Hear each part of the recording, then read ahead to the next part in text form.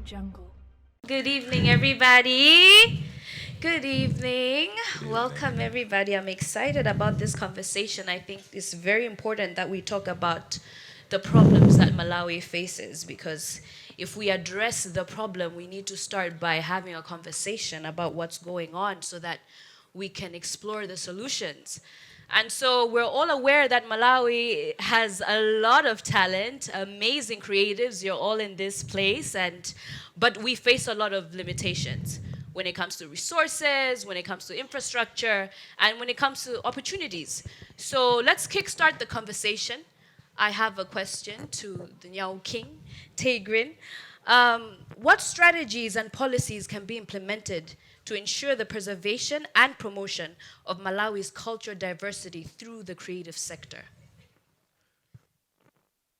That's a loaded question. Yes. It's a loaded question, but a very good question. First and foremost, thank you for having me here tonight. It's a pleasure to be here.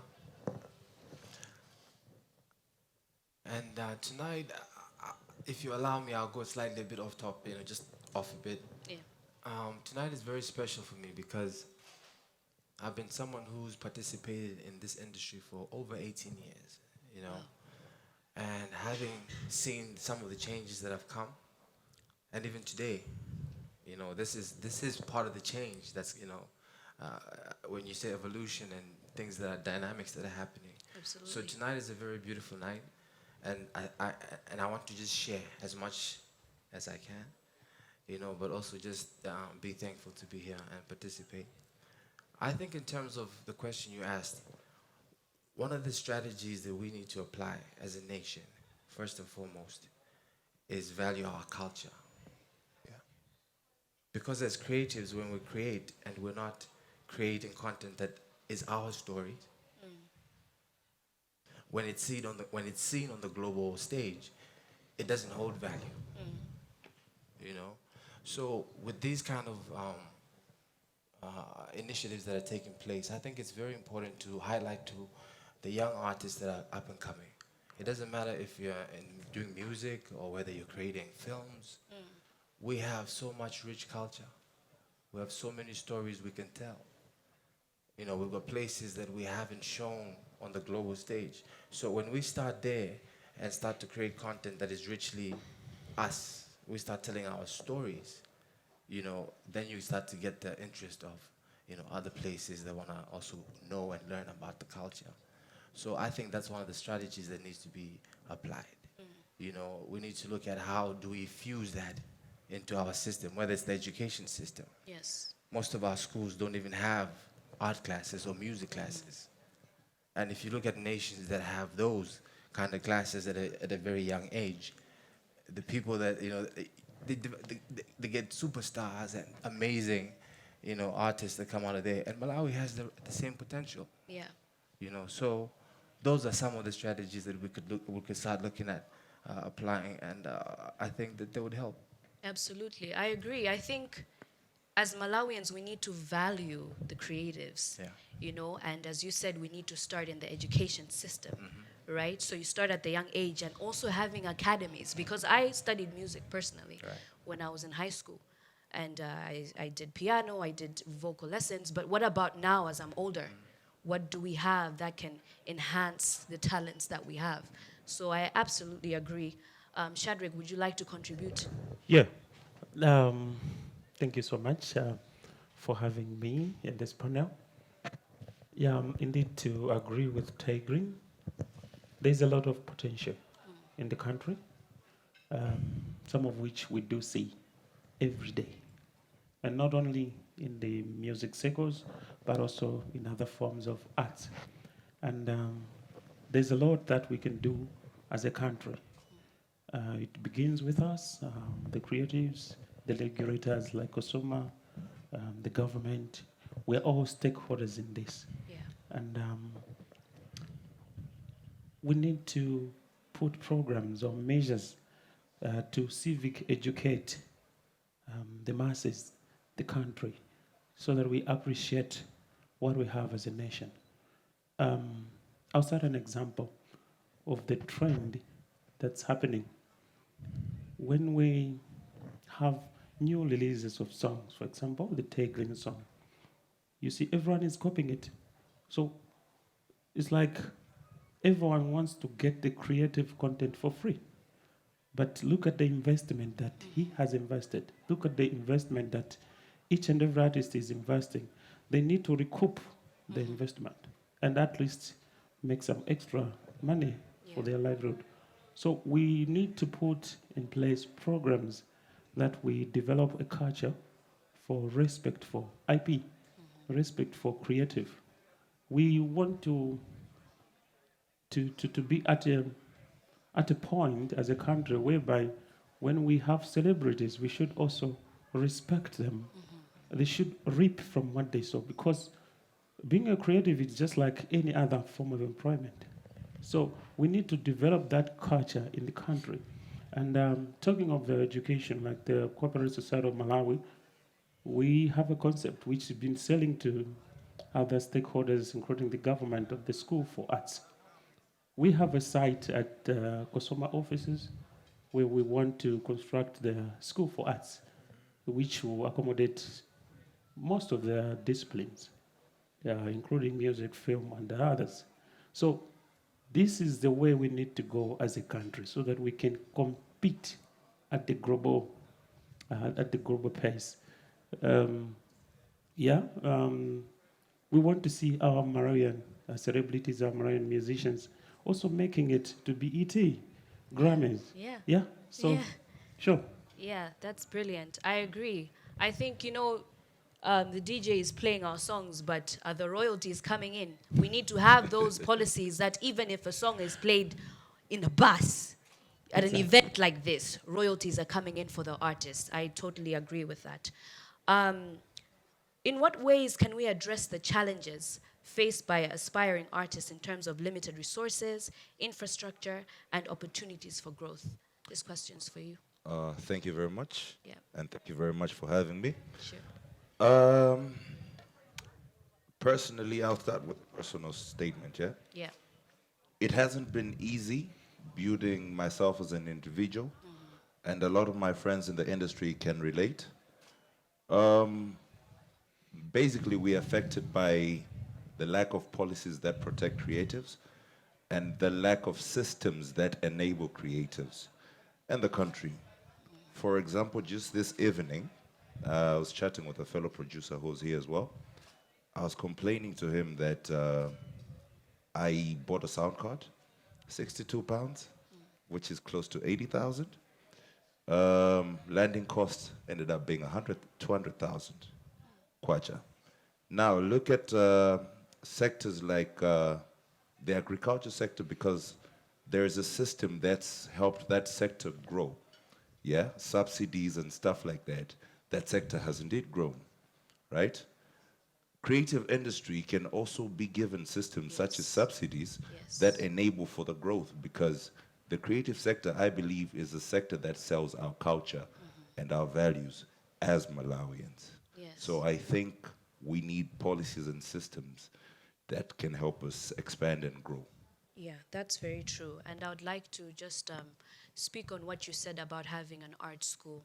I think that should really happen quickly, because that's what we need. As he's saying, these are the policies that will be put in place. These are the conversations to be had, talking about how do we assist, and even looking at, as Kosoma as a body, to be able to give grants, to be able to give the subsidies that we need in order to grow. Because that's what we see in other countries, They give them the opportunity they give them a grant, they give the artist grant, and they're able to go and record their music, go and do videos, because here, it's very expensive to do that. So we definitely need that. Actually, I can cut you short on that. Yes. Maybe in case you don't know, or the audience doesn't know also, we have what we call a copyright fund. And it's doing exactly what you have said. We're giving grants to creatives. Wow. You make an application, you get your grant, you do your work, it's done. Millions, actually. Wow. Yeah, we started it. Has anybody heard about this? Let me see your hands if you've heard about this grant. Wow. So only a few. I wish this see- information was very public and promoted out there so that all the artists know. But I love that we're having this conversation and you're able to tell us. And I'm sure after this event, we're all going to apply for that grant because I know we need that in order to boost our music. That's amazing. Thank you. Back to Tay Grin. What role can education and skill development programs play in nurturing talent within the creative sector? I know that we touched on this, but I would like you to expand more. What more can we do? I know, for example, I would desire to have workshops where, you know, people that are aware of the music business side of things, you know, to be telling the artists that, okay, this is what you should do in order to make money, because maybe the artists are, or the creatives are just concerned about their art, Right. not the business side of things. So what more can we do in the education sector? Right. Yeah. Well, I mean, education is everything. You know, if I had the knowledge I have today when I started as an artist, I'd be multiple more times bigger than I am today. You know, I went through a system where I had to try and fail, get up, and then maneuver because there weren't any people in front of me who would say, okay, this is the way. Yeah. All right, this is how it's done. This is the business. And that's something that creatives need to understand. Yes, you create magnificent work, but at the end of the day, look at it like a product. So I always give this analogy, you know, a bar of soap. Why is it that when you go into, let's say, shop, there's a specific soap that you go and get, right? Because they've marketed so well to you Yeah. that that's the one thing, you know, you go in that shop looking for. Yeah. It's the same with your music, your product, whatever it is you're creating. Once it's done, you need to understand the business. How do I then get this to market? Yeah. How do I recoup my investment, as my colleague said here earlier, regarding royalties? So education is very important, and I think that one of the things you highlighted here, the fund that most of us, I didn't even know existed, Yeah. is there's a certain level of disconnect. So information is not flowing, you know, to where it needs to go. Yeah. But also on the creative side, I don't think there's that much hunger to look for the information as well. There needs to be a medium where we all come together, right, and understand that it's an industry. It can be grown. It can be. It's a multi-billion-dollar industry Yeah. worldwide. Yeah. Right. So let's tap into that. How does Malawi become a player in that industry? So Yeah. education is very important, and I think that seminars, conversations such as these, Yeah. but also maybe Kosoma initiating, you know, there are people that maybe I work with and other artists have worked with internationally who've also said, listen, how do we come to your country and impart the skills that we have? You know, so to propose this to government, that, you know, it go through. So Yeah. there's some of these initiatives that other people, including myself, have taken Yeah. to say, why don't we do this? Why don't we implement some of these creatives, come to Malawi, have trainings, whether it's for directors, editors, people in film and so forth and so on. And so these are some of the things that we definitely need to do and implement as a country. I love that. Any thoughts, Alan? No, he's actually very correct. Because, for example, Music for Malawi last year, I could possibly say a dumb producer before that. But the skills that they imparted in us have been grateful in improving our lives, our art, our craft, and everything. So we look at it like the whole team that was there, because we're still in communication and we still share ideas based on what we learned. We look at it and say, it's a mission for everyone every day to find somebody who is aspiring to become an artist, a creative. Sit them down, Yeah. show them the way. Yeah. That is with hopes of having more people with that knowledge and therefore enriching the industry. But the challenge is you give them the knowledge, where do they find the resources? Yeah. I have two artists that I record at the studio from Kauma. I imparted the knowledge in them, and any of you can look them up on YouTube. His name is Lazy B, one of them. He's a dancehall artist. This guy actually had to get a small job cleaning at Latitude to fund his videos. imagine if he had known of the grants Yeah. that were there. Yeah.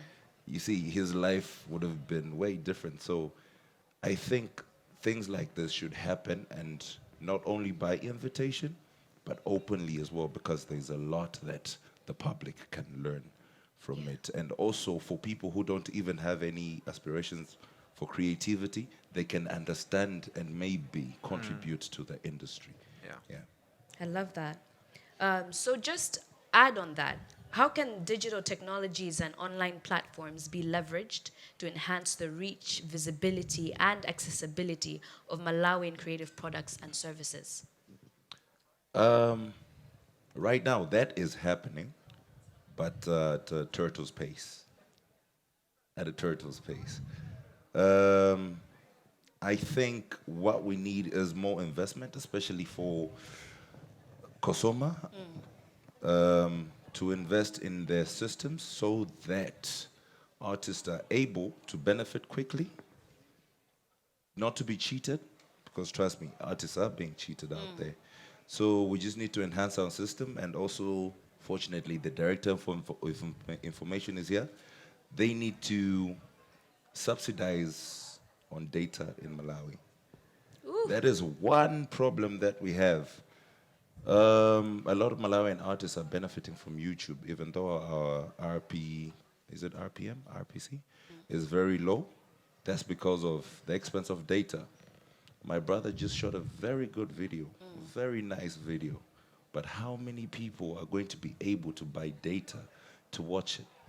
So we need to look at subsidizing data, making sure that access to the internet is there, and also Kosoma, our colleagues here, ensuring that data tracking and systems are in place for the creators. Yeah, that's very, very important. What do you have to say about that? Yeah, yeah, the remarks made by my colleagues here are quite true. Yeah, one thing that I would like to point out before I talk more about it is that we are all aware that in Malawi, we don't have a lot of stakeholders operating in the industry. So it's like all the creatives or all the artists look up to Kosoma, specifically for royalties. This also creates some kind of discord, because when you look at Kosoma, Kosoma is more like a regulatory body.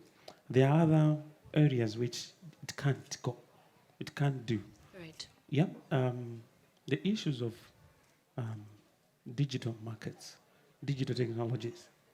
We need investors to come in, because Kosoma as a regulator, it can't do the business and at the same time regulate it. So we need people to come in, do the business. We have seen a few individuals, maybe who don't have capacity to do that, but they really trying. So it's like even the market is in disarray. We don't have proper markets for artistic products, for music. So this situation leaves a challenge for Kosoma to sort it out. If there was a proper market or proper markets for artistic products, Kosoma would concentrate on its work to make sure that all the creatives whose works are used then get what they deserve in the very end. Yeah. Going further, we as Kosoma, we are very open to work with any interested parties, any individual who has interest to work in the industry, whether get a license or whatever assistance they may need from the society. We are readily available, and at the moment, we also trying to work on our systems, as he said. We know the world has changed digitally. At the moment, we don't have a proper tracking system for consumption of music airplay, for example. But at least we managed to develop our own, which we're using at the moment. But we'd love to expand it. The system is capable to trace music airplay in the radio stations, but not on TV. So we're working on that. But if we get other people who are interested to work on that, then we're able to say, okay, let's work together and do the business. Yeah, those are some of the projects that we are doing as Kosoma. And at the moment, we also are doing what we call Malawi Digital Archive Project or Digitization Project. We also got funds from Sound Connect. Thanks to them, we're digitizing all the works that were deposited at Kosoma so that these works, including the new works that are being created now, should be available for the market. Everyone should be able to access it, buy. When they buy from the sources that we're going to create through our database and platform, then we'll be able to create traces and we'll be able to pay the royalties to the artist who deserves the money. Yep. Wow, as we may see, there's still a long way to go for us creatives in Malawi, but hopefully we will get there. This has been an amazing conversation. I love what you said, that there's so many bodies involved in the music industry, creative industry, and you pointed out that it's not just Kosoma, but we need a lot of ministries involved in order for these policies to also assist. So these are ongoing conversations, but it's very important that we've had this, and we should continue to have these conversations so that we may grow as an industry and compete on a global scale. So just one last question to you, Tay Grin. What are the potential benefits and challenges associating with embracing digitalization in the creative sector? Benefit and challenges. Yeah. Well, it's a digital era, right? Yeah. I mean, all these talks about creating jobs in Malawi. Why don't you create them online? You know, as a creator, you're able to generate revenue with YouTube. There are many other platforms that you can create content and have that people are living off of their creating content and using these platforms.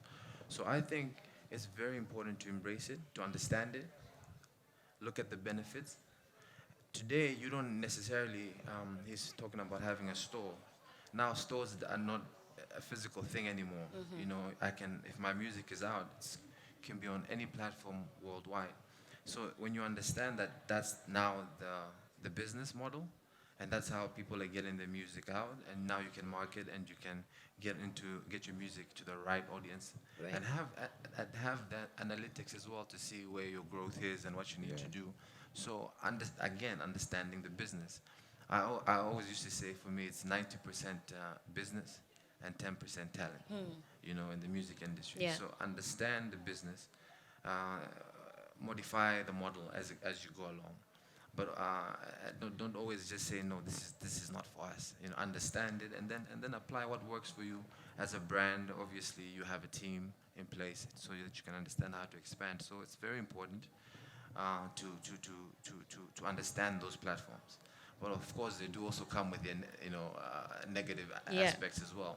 One of them, of course, is now I'm also experiencing that. I posted my video on my platform, and a few hours later, my video is on someone else's page. Yeah. So now it's like the views are being split between my page Right. and that page. But here's someone who didn't even spend a single penny Right. to produce this kind of content and has a platform and they're using. So those are some of the things now we need to figure out, how do we fight against those things, because our content will be used in places where now I'm not able to recoup royalties or benefit in any way. Right. And people are leveraging our content as they see fit. So there are those nuances that need to be checked. But with evolution, you need to apply yourself so that you can stay in the game and participate. Right. Yeah. Alan, any last words? No, pretty much he's said it all. I think the great challenge, like you said, is how people are able to split your royalties, or sometimes you don't get some at all. We have a lot of artists in Malawi that do very good music, and it's always a shame for me when I go to what they call a ghetto. any song I want, I'll find. I know how hard it is to write, to pay a producer, to distribute a song. And because these people can easily download with no repercussions whatsoever after, you find the artist suffering. Yeah. Sorry, I'll speak in Chichewa. I wanna chuga ntawi na get down anyone. Why? Because they never benefited from it. You shared the song, you enjoyed it, you Yeah. consumed it, but you never gave it back to them. So I think digitization is a good thing. And what? The system that he's talking about, I got to understand a little bit. They want a centralized distribution system for Malawi music. That way, anywhere it goes to, it has a number. No matter where you put it, it has Yeah. a number before you take it. So if you take it to iTunes, Malawi Music, somehow, somewhere, they'll be able to track your loyalties. And I think they should do that quickly because artists are suffering. Yes. Yeah, that's pretty much what I wanted to say. Any last words, Shadrach? Yeah, I just want to talk about the dynamics of the market, of the creative products from Malawi. Yeah, and I was talking to my friend here that I was amazed that we only have the artists who are like urban artists, if I may use that word. To me, somehow I've a reservation.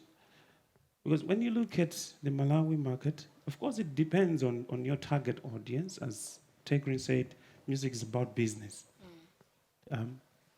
We also have to make sure as creatives that we target our market properly. Because internet is expensive in the country. Not most people will be able to access the YouTube. Yes, in the urban areas, it's possible. But now what's happening is that one person is downloading the file, is downloading the music, and is stationed at a veranda somewhere and distributing the music. This is something that we did a survey on as Kosoma, and it's really a big challenge and difficult to police it. You confiscate their computers, because they're cheap computers, 2-3 days, they're also there doing the very same thing. So this is the way that we need to look at as a business, as music producers, as creatives. What can we do? Maybe it's a market. Maybe we can work with companies like TNM and Airtel so that maybe where they have booths, we can have legitimate people doing the business so that we can trace where we're selling our music and get our money, at least a share of it, and we give it to the artist. These are business areas that we can do, even the creatives can do. But these things cannot be done by Kosoma because it's a regulator. So I'm sure someone listening can see this as a business opportunity. So going back to looking at the market, I would also encourage the audience here that we also target the Malawian audience. How do we reach out to them with our products? And not solely relying on posting it on the internet. Yes, we're in the digital world, but how is someone at Sunday going to get it? Because they still love your work. So they will try their means, even the illegal ways, to get to your music. This is also an area that I wanted to highlight, that we need to look at it and reach out to the consumers in the country first, then we can progress worldwide. Thank you. Thank you very much to all the panelists. Thank you for your contributions, powerful insights. And let's keep these conversations going and looking forward to the next event. We keep talking about it and hopefully we make progress in our creative industry in Malawi. Thank you so much. Thank you to the audience. Thank you for listening.